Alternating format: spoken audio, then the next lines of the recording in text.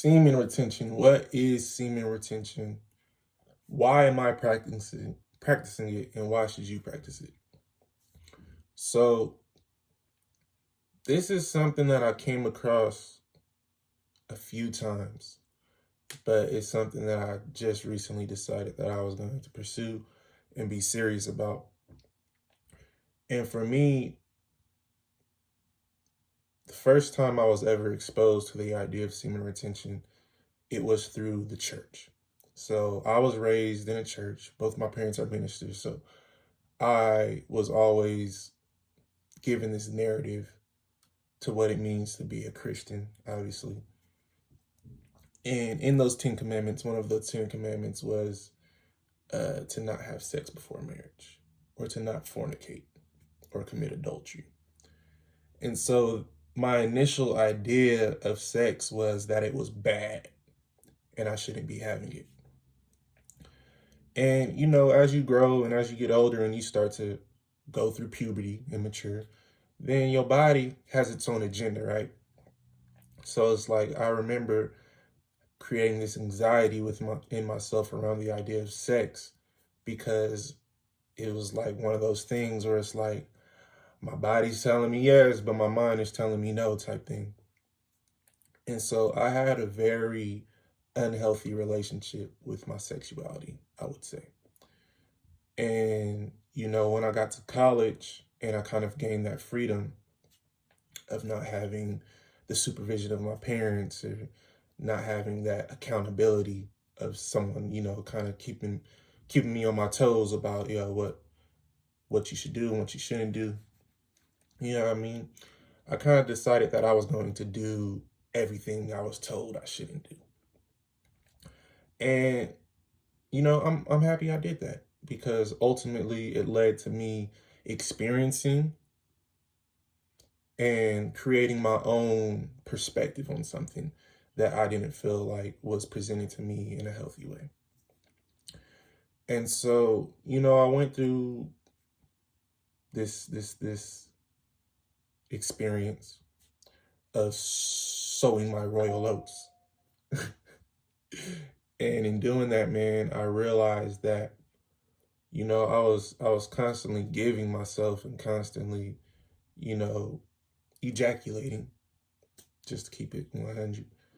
And over time, I realized that I was becoming more and more depressed.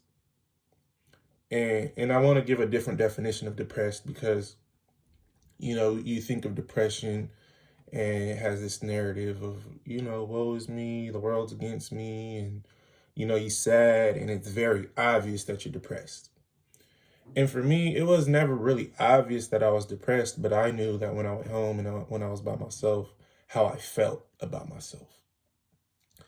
And, it took a minute for me to put two and two together, but I think this really, was the product of me constantly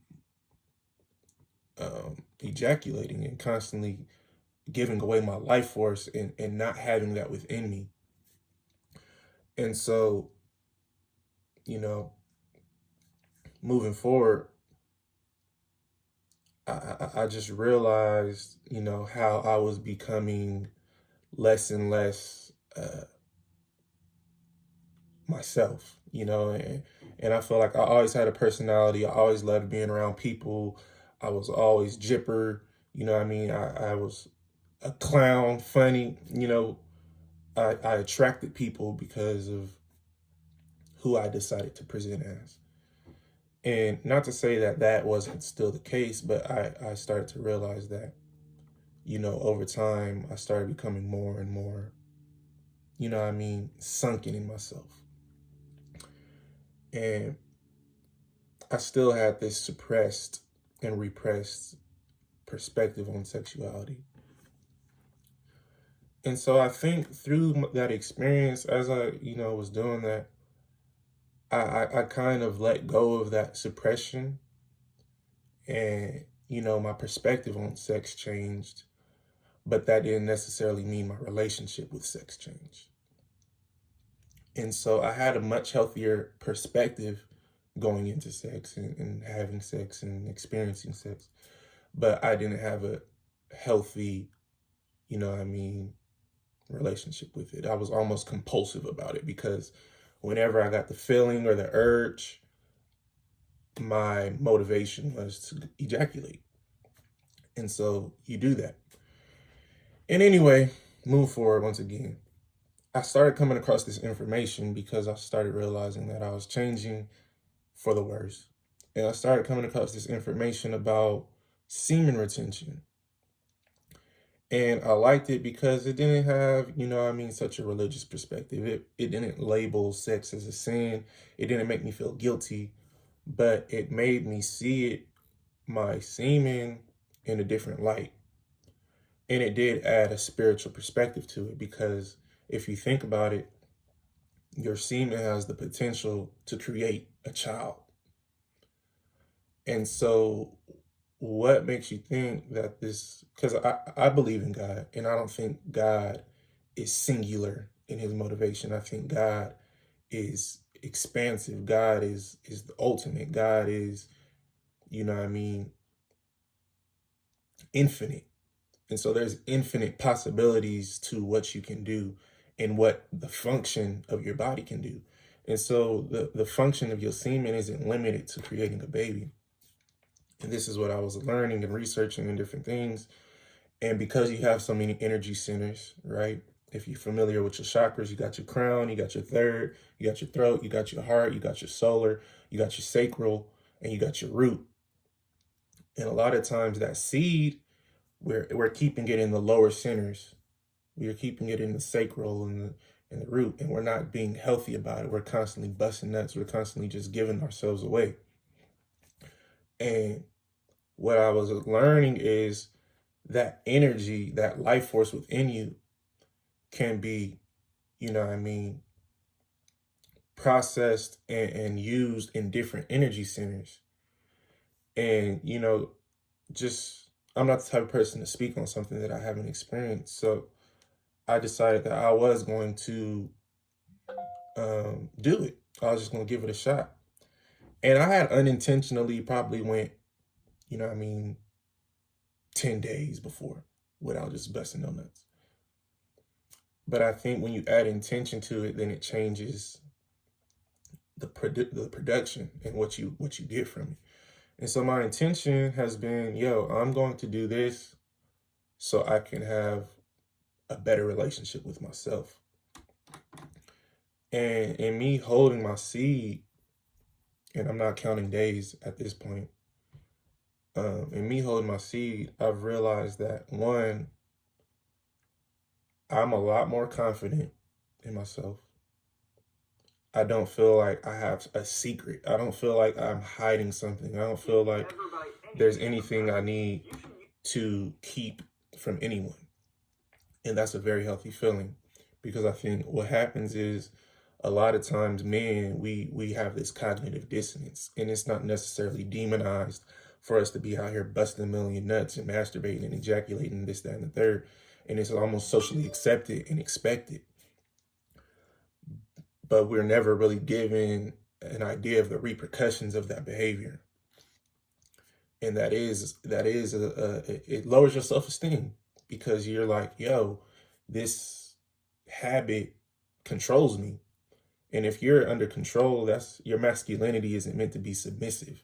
So if you're becoming submissive to something, then you're losing your masculinity, you're losing your manhood, literally. And so with that being said, me retaining makes me feel a lot more masculine. It makes me feel like I'm in control. I can be a leader because I'm leading my own behavior. I'm making decisions and I'm able to do that. So that's one thing that I've realized is very positive about retaining my semen. Another thing is, y'all have more energy, like just energy. I don't need as much sleep. I'll go to sleep at like 11 and I'll be up at 5 and I'll just be like, yo, now what? And it's when I'm up, I'm more focused. So that's another thing. because a lot of men don't realize how much your focus goes into pursuing sex. So if you bring that into submission, then you realize your focus can be outletted in other avenues. And so I read more. I'm reading more. I'm writing more. Ideas are popping in my head. I'm starting to pursue ideas. That's one reason I'm doing this YouTube video right now, is because, you know what I mean, I finally feel like I have the energy, the time, and the confidence to do it. So that's another thing. You get more focused and you have more energy. Another thing, I've always been active. I love working out. I love exercising. But you know what I mean? I always felt like I was doing that with an egoic motive. I was trying to look good. I was trying to, you know what I mean, um, just look good. So hopefully to attract people. But now when I exercise, man, it's more of a spiritual experience. Like I'm literally in the present with what I'm doing. Like if I'm running, I'm running. Like not running and peeping homegirl over there and maybe thinking she looking at me. Like, you know what I mean? It's like I'm doing it for me. And it feels different when you know you're doing something for yourself, and it benefits you in a different way when it's internalized instead of externalized. So I would say that too. A lot of my experiences are more internalized, and I'm not living my life from a third person point of view. I feel like I'm more first person in my life. Like I'm I'm doing it, and it's not like I'm looking at myself from here. Because that's another thing. When you're constantly in front of porn and you're looking at people, you create this dissonance in your perspective, and that filters into your outside life, and you start viewing yourself from a third person point of view. Just like you watching that porn screen, watching two people have sex, or if you a freaky deaky leaky, watching 5 and 7 and 8 people have sex. you you create that cognitive dissonance, and it's like you're looking at people but you're not in there with them. You know what I mean? That's another thing, is I'm more present. What else can I say? um my attraction has changed. Like I'm more attractive, and not to say physically,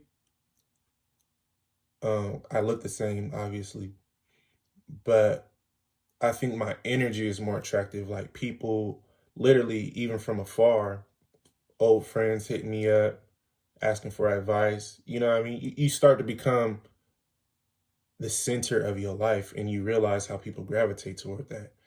And, opportunities come, like people want to give to you because they already feel like they're receiving from you, because your presence, people are receptive to your presence, because when you're carrying yourself, that radiates off of you, and people gravitate towards that, and subconsciously they want to give to you because they feel like you give to them just by being who you are, and that's powerful.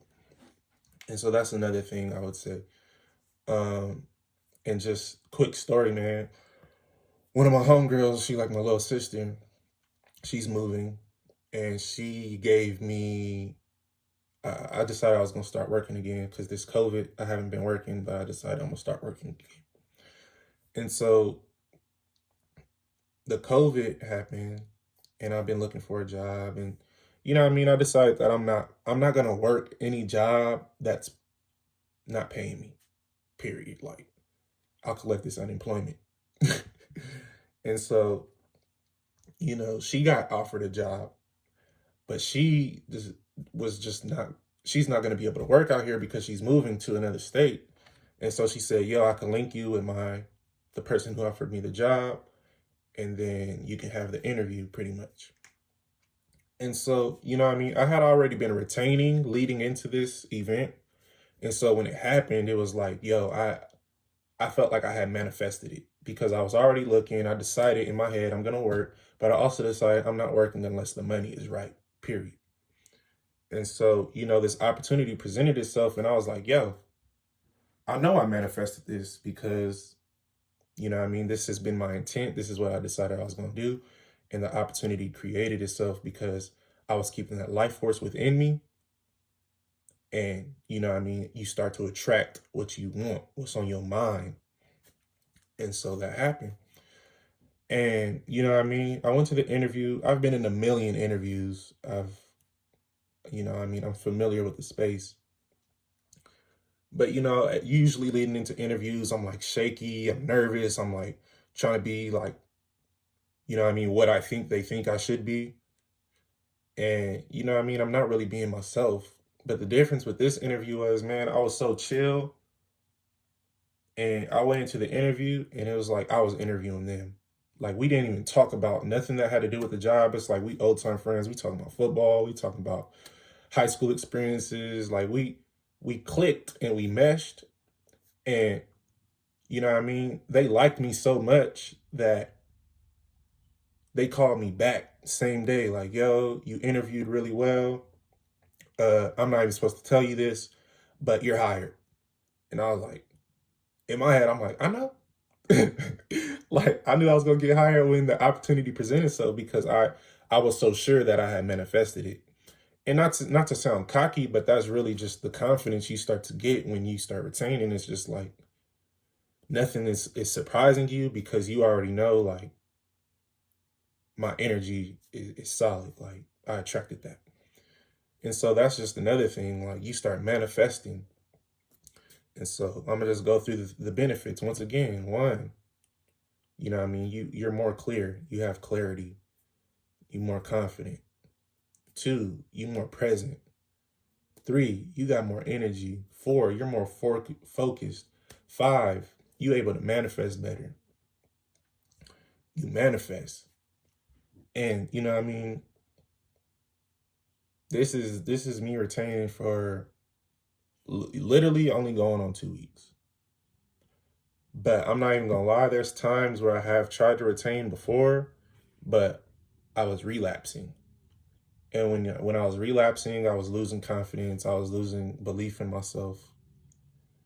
But this time, I guess it's just something different about this time because I just feel like, I'm more clear with my intentions, and I feel like I've experienced so much on the other end that so much negativity on the other end of just constantly ejaculating, constantly giving a seed, that I'm fed up with that. Nothing about that really like intrigues me anymore. It's just like, it's just one of those things where it's like if you eat the same meal every day, like I love pizza, but if I eat pizza every day for lunch, breakfast, and dinner every single day for however long, a month, I'm gonna be sick and tired of pizza. I used to work at fast food restaurants.